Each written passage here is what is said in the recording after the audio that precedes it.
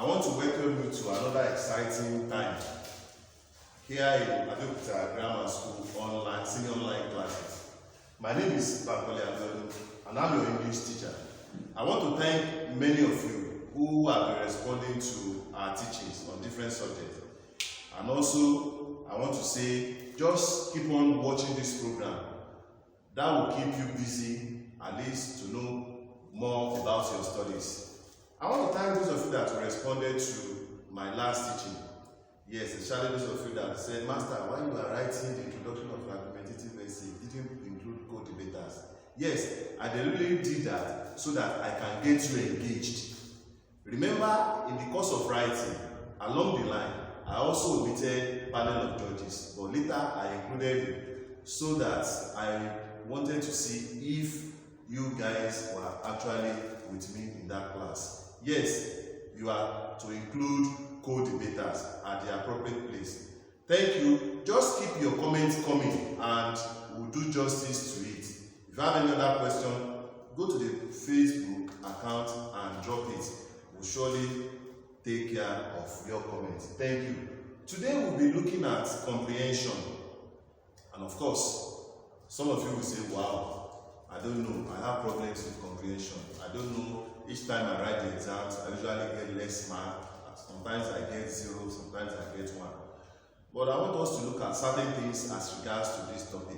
For those of you that are preparing for WAEC exam, you know actually that this is question number 6. Question number 1 to 5 are for essay question, where you pick one, and question number 6 is your comprehension question or comprehension exam, which you must answer. And of course, the last question, which is summary, is question number 7. Then what are those things that are really happening? You know, as an examiner, I ask myself question, why do students usually not performing well in this aspect? Well, under my teaching today, I want to look at what is comprehension, I want to look at some faulty reading habits, then to look at general approach to answer comprehension passage. Let's go along. I believe you have the writing materials with me. Let me start by introducing to you what is comprehension. Comprehension can be defined as the act of reading, understanding, and interpretation. Take notes. Reading, understanding, and interpretation. You have the passage given to you. You read. Don't forget, the passage usually have what we call subject matter in literature or theme. There is something, there is a motive behind the writing of that passage. Some of you will read and say, I just read that passage, I don't know what the passage is about, or I don't understand what the passage is about. There is something that the writer of the passage wants to pass across. So it's reading. You have to read the passage, then understanding the passage. And that is why when you are reading the passage, you must have what we call full concentration. Concentration. You must concentrate on that passage. It is very important because if you don't concentrate, when you miss out a word in the passage, in the course of writing, in the course of reading, you are likely going to make a mess of the whole passage. Maybe the word out. You are supposed to include the word out and didn't include it, or you are supposed to read the word out and didn't include it. It is going to make a mess of that passage. So your full concentration is very important if you want to understand the passage. So understanding involves full concentration. And that is why I used to tell my students at times that when you are coming to write an exam, make sure that you free your mind and you actually prepare physically, emotionally, and if possible, spiritually for the exam. I take it physically, emotionally, and spiritually. Your emotional state of mind is very important when it comes to the exam. So maybe before you left home, your parents were fighting and all the stuff like that. Leave them. Leave them, just forget about them. Focus on your exam. Because this can be a factor that can make you not to do well in comprehension, reading and understanding comprehension. Then you have the interpretation.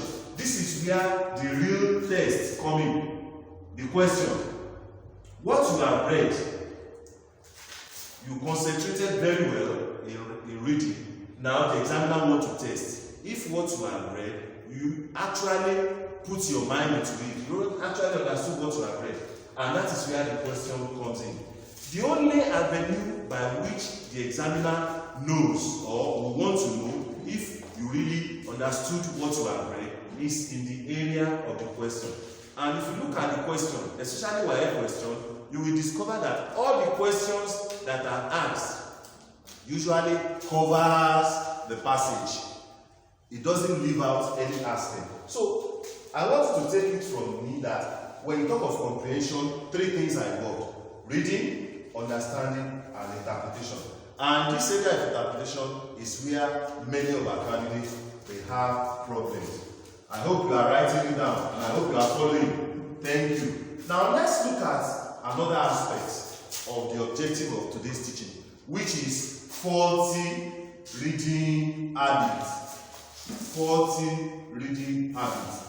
A good number of us, not that we don't know what to read, but we have some habits that are so faulty when it comes to reading. And what is that? We take it one after the other. The first one is what we call dull reading. Dull reading. Many of us, we don't know that this is a very serious issue. Do you believe that in most cases, when we have a passage like this, you are faced with a passage, you will discover that it's the way you read that will determine how you are going to interpret the passage.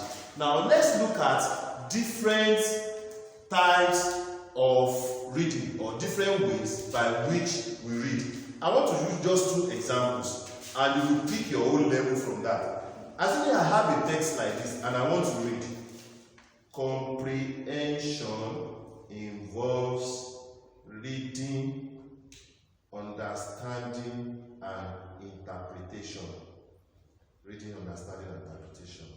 But before understanding and interpretation, the passage requires reading. That is one pattern of reading. Dull reading. Compare it to someone that reads like this. Comprehension involves reading, understanding, and interpretation. But before understanding and interpretation, the passage requires reading.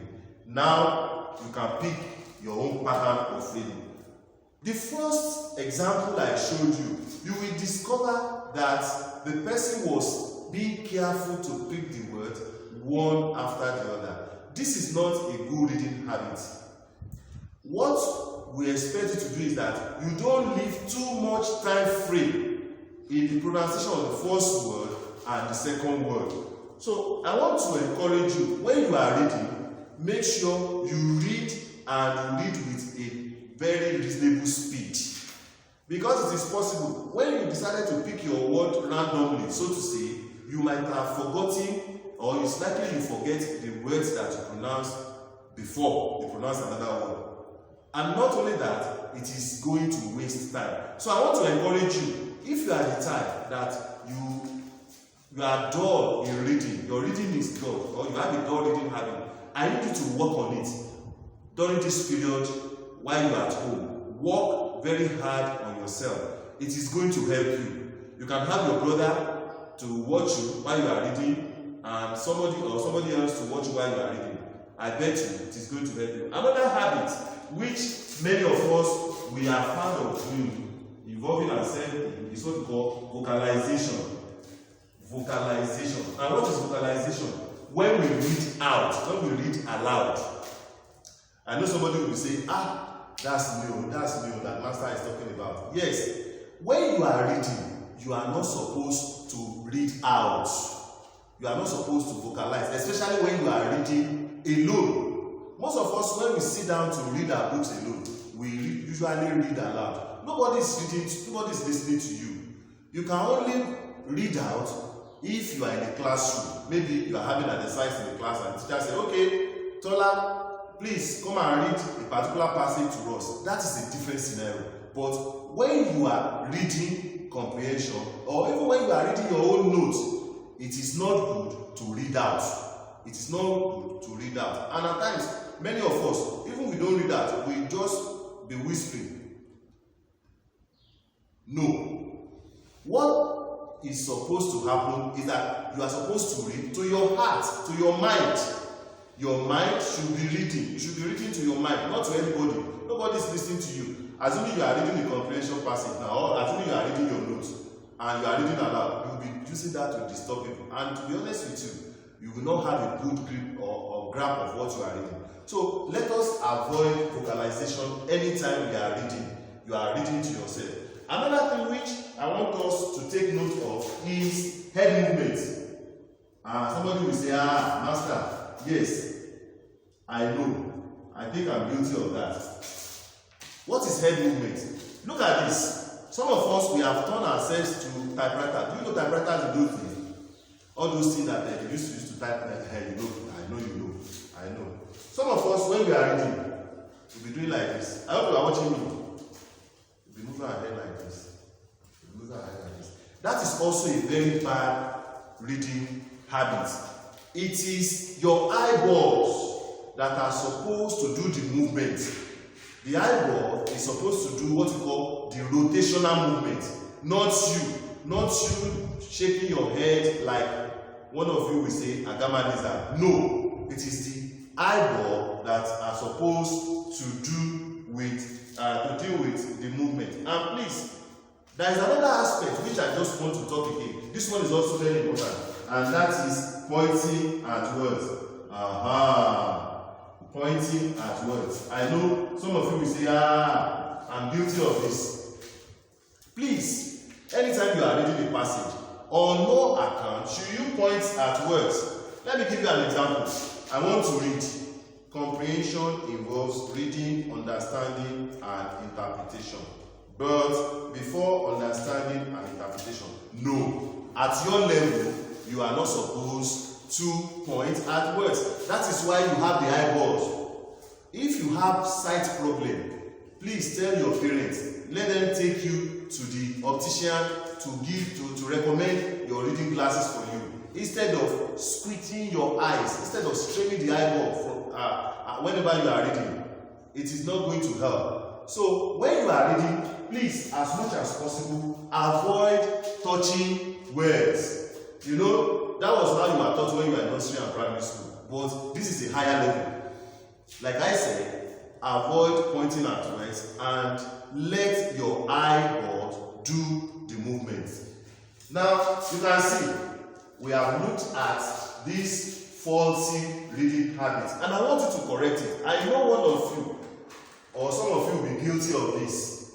Take it from me that I have said that you should stop dull reading, vocalization when you are reading, your head movement should stop, and pointing at words. Now, those are the faulty habits which I want us to stop. God has endowed you with good eye vision. Therefore, there is no reason why you should not make use of your eyeballs. Now, let's look at the comprehension itself, general approach. Don't forget, we have looked at what the comprehension is, the definition of comprehension. We have looked at the faulty reading habit which you have to stop. Let's look at the passage itself. How do you approach it? I want to look at it from the angle of maybe you want to write an exam. Over the years, there has been this method that if you want to answer comprehension passage, you read the passage and all this stuff like that. But in view of what is happening, there is a new dimension to it, and that is what I want to teach. And I need you to listen attentively to this. When you are faced, I believe this particular method might be strange to some of us, but I want you to try it. When you try it, I need your feedback to let me know if actually the method works for you. Like I said, it has not been a popular method, but let me explain it to you, then you can get back to me through your feedback. Let's see. When you have a comprehension passage, what do?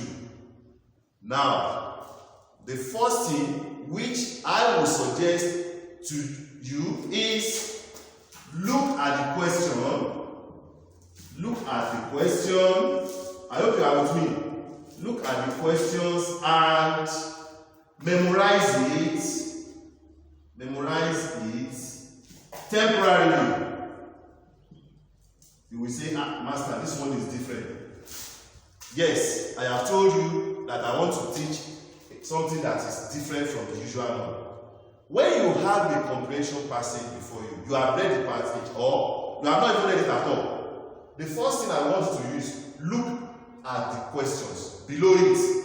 You know when you have the comprehension passage, under it there are a series of questions. Yes.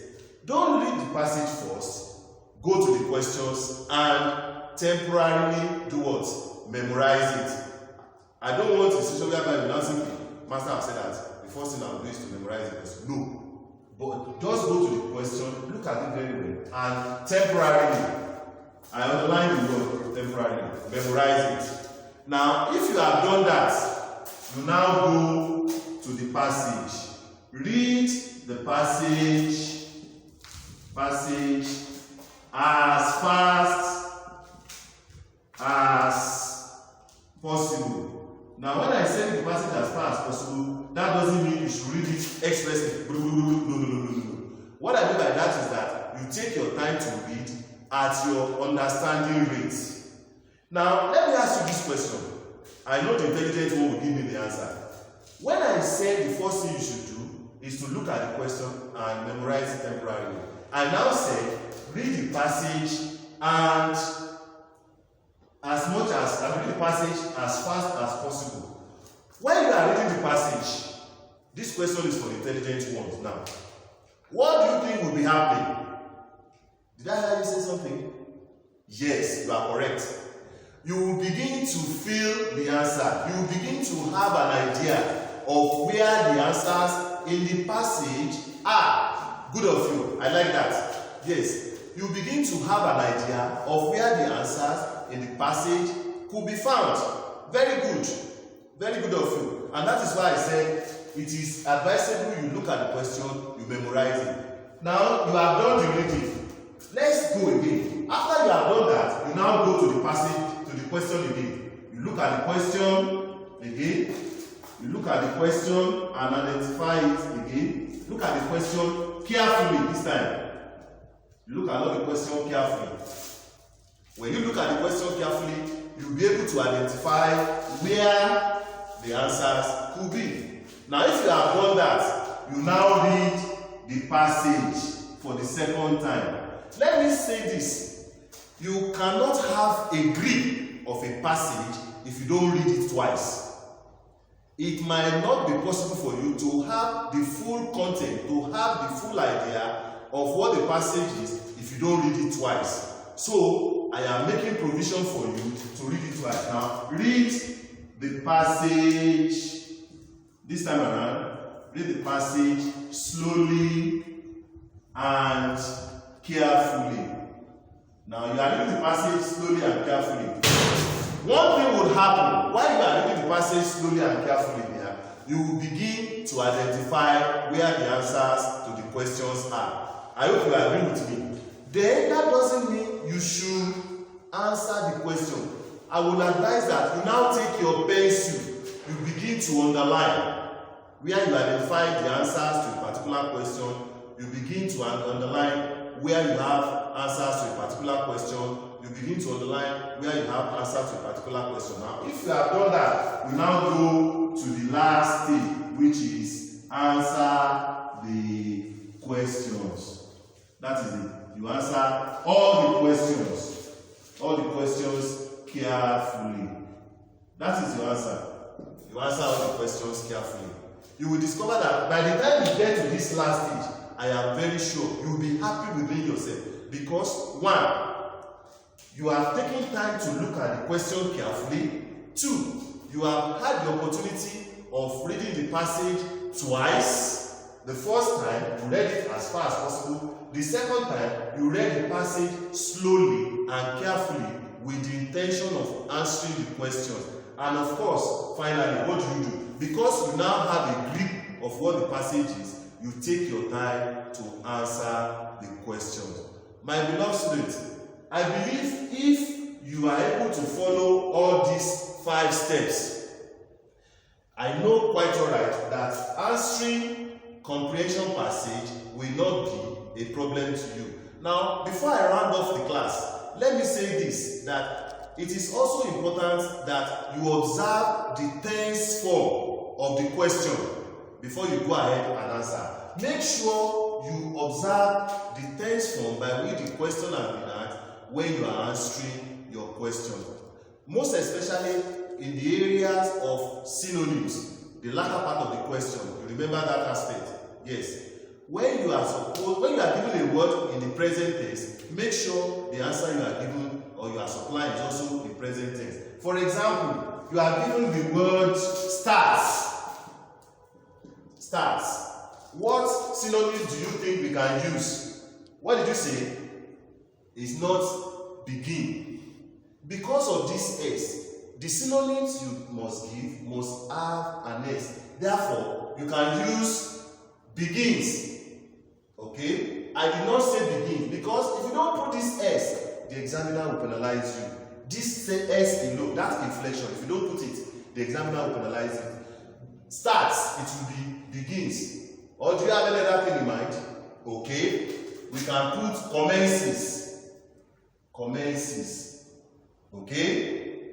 That is it. I did not write commence. I wrote commences. If I should write commence, the examiner is going to wrong it for me. Therefore, let me put my S so that I can have my full mark. If it is in the present tense, and if the answer you are providing is in the past tense, let's look for this. End or ended. Ended would be what? What did you say? Finished. Very good. Finished. Very good. If you write finish, the examiner will not give you your marks. But if you write finished, the examiner will give you your full marks. Now, my beloved students, I want to thank you for your rapt attention in this class. Please, you can go over this again and try this method. I want to hear the feedback from you if really this method works for you. Until I come your way again, I remain your English teacher, Bankole Abiodun. Bye for now.